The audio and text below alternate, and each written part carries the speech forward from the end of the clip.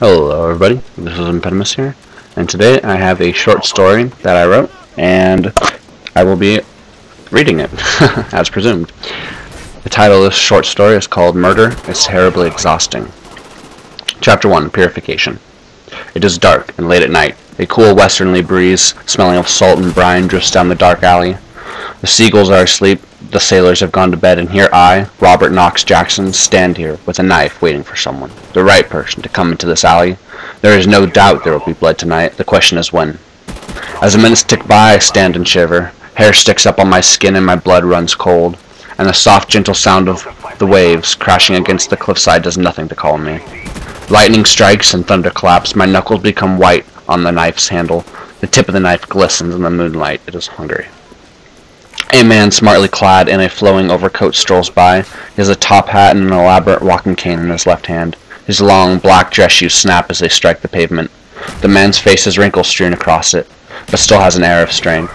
He whistles a soft tune and struts down the sidewalk. The man, who is clearly innocent, stops abruptly in front of the alley and looks into its depths. He then proceeds to speak with a gentle yet affirmative tone, and he says, "It is not polite to stare at someone while looking from the shadows. One may presume you are up to no good." "I am sorry, sir, but you will pay for your sins," I retort. "I'm not quite sure what you mean, young man." The elderly man turns away from me and walks.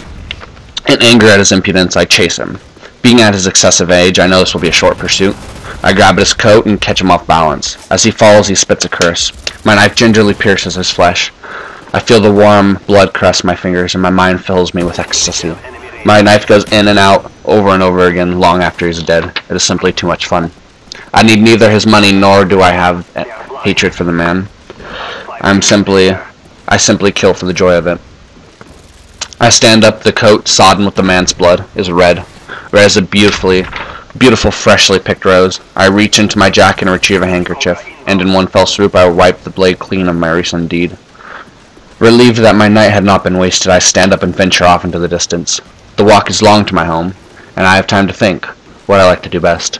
I reflect on my past about my family, my mother who had died when I was 4, my father who was, being the prick that he is, still lives in a luxurious home and never shares his wealth, and my grandfather. I had never known my grandmother. He was a lunatic. He had killed my mother. The filthy man doesn't deserve to live, but I know not whether or not he is alive. I feel my hatred raise, and my heart begins to quicken. My heartbeat quickens. I take deep breaths of the salty air and sigh. There's no point in anger, only injustice. Run-down streets of San Francisco are filled with trash and rubbish. The sun peaks above the horizon, and the neighborhoods are flooded with golden light. The seagulls chirp, and the seamen load their ships for the morning catch. It is a new day, a bright day. The only thing I can think about is eating a nice breakfast, but first, I must go home and clean up. Chapter 2, Realization. The bathroom is of grandioso ordinance, with fine-tuned porcelain counters and spotless walls and flooring. The faucet is shining titanium with a glass knob. The mirror is spotless and streak-free. The room is completely spot-free and completely perfect. You spend upwards of an hour a day cleaning it. Everything must stay clean. Are you a monster, Robert Knox Jackson? Why have you killed so? What have you done? What have I done? You say as you stare into the mirror. You turn on the faucet of the sink as you continue to stare into the face in the mirror of a monster named Robert. You lather up the soap along your arms and allow the warm water to flow down your arms. You strip off your clothing and put on a new set, freshly pressed and perfectly fitting. The only way to maintain order in a chaotic world is to be completely orderly oneself. This is why you always have everything prepared and set. It's just your way. Before you finish washing up, you have to first burn your clothing. You sigh and turn off the faucet. You gather up your blood-sodden clothes and head to the backyard. On your way out, you grab a spade and a can of gasoline that have been neatly placed on the table on the way out for when the time was right. You dig a hole in the course of the next 20 or so minutes. It measures about 2 feet down and a diameter of about 3 feet. It is big enough. You toss your bloody clothes into the hole and pour the gasoline over it. With one swift motion, you grab a match from your left pants pocket and strike it. For a moment, you take in the sulfur scent of the match and then proceed to drop it over the clothing. It lights in a blaze of glory. You stand as a look of great satisfaction crosses your face. The fire glows and you flash back to a different time, 30 years ago to be exact. You lay in your bed. At the young age of 4, you hear a cackle in the distance. Stricken with curiosity, you venture out of your bed. You smell smoke. As you round the corner into the front room, a blast of unbelievable heat waves over you. The house is on fire. Through the distance, an old man runs off, albeit with a slight limp due to a childhood injury. Your grandfather had lit the fire. In a panic, you run to the front door. You grasp the burning knob and you sear your hand, but you have no choice. You open the door, and as a wave of flame gushes over you. Encouraged by your adrenaline, you dive through the flame and sprint across the half hallway to the front door. As swiftly as you can, you go outside. Once you reach the street, you look around and see the burning inferno that was your house. A tear streaks down your cheek. In panic, you turn around trying to find your mom. You hear a scream from inside the house right before the fire ignites the gas line. The house blows up and the scream immediately fades. You fall to your knees as tears pour over your face. The sirens of fire trucks roar in the distance. They grow louder and change pitch as a Doppler effect takes place. It's a brisk and clear today. The sun shines in a cloudless sky. It is a beautiful day for breaking the heart of a 4-year-old.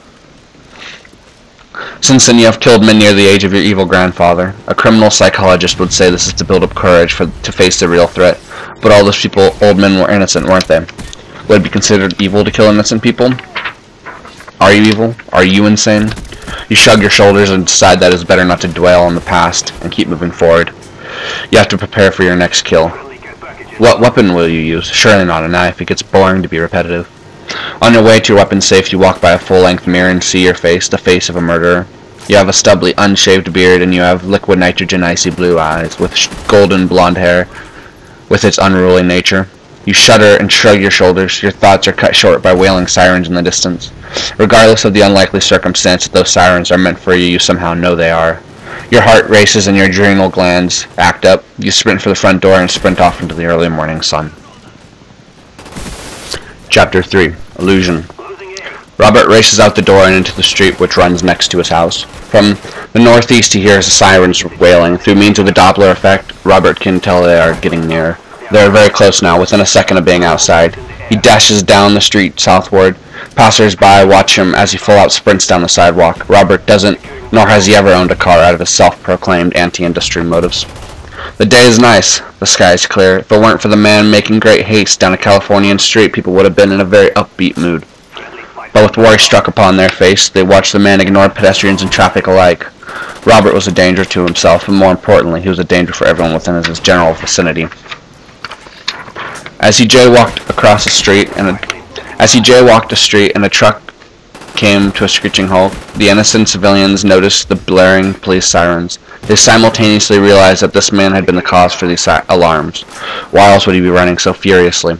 Glancing over his shoulder, Robert noticed a sudden influx of people chasing him.